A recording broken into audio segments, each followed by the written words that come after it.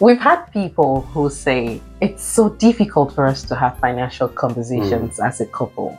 And they kind of think all we have been talking about is easier said than done. But we've come today to assure you that there is a way around it.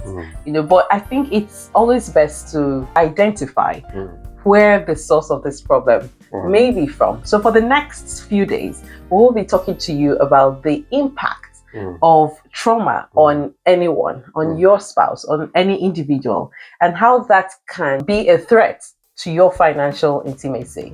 We're still on the series with the aim to strengthen financial intimacy, don't forget. And today the point we'll be addressing is the point of avoiding having financial conversations. A practical example that hit my mind when I thought about it is that of someone who probably saw his parents very wealthy. They were in wealth, and at some point in their life they had to abase for whatever reason. Sometimes people don't realize that such experiences leave them really traumatized, and then this person comes into the relationship and doesn't want to talk about anything to do with money. Sometimes they may be defensive, sometimes even very offensive, or sometimes indifferent. And the other party is wondering, what is the problem? Could that just be the problem? Sometimes people may come from families where any topic about money will bring a lot of negative emotion. People will fight about it. People will insult each other, name calling. All kind of negative emotions always surrounding the topic of money, maybe because it was always short, just like the story we heard. So sometimes we might unconsciously we might not realize that we've been traumatized by some of these experiences. Maybe I've been exposed to a chronic sense of trauma, for example. And so that might now lead us to get to that point where we make a conscious decision that we're not going to have this conversation.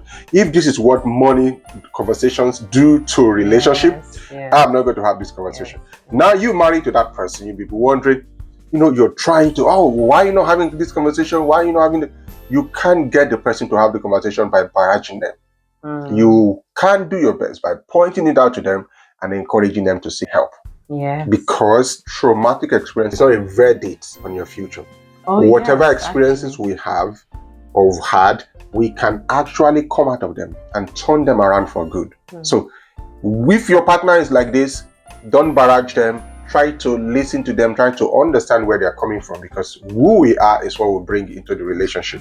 It's very important for us to realize that the experiences we've had in the past can shape how we deal with one another around the issue of money. So now the problem is not the problem. The problem is now how we are now navigating the problem.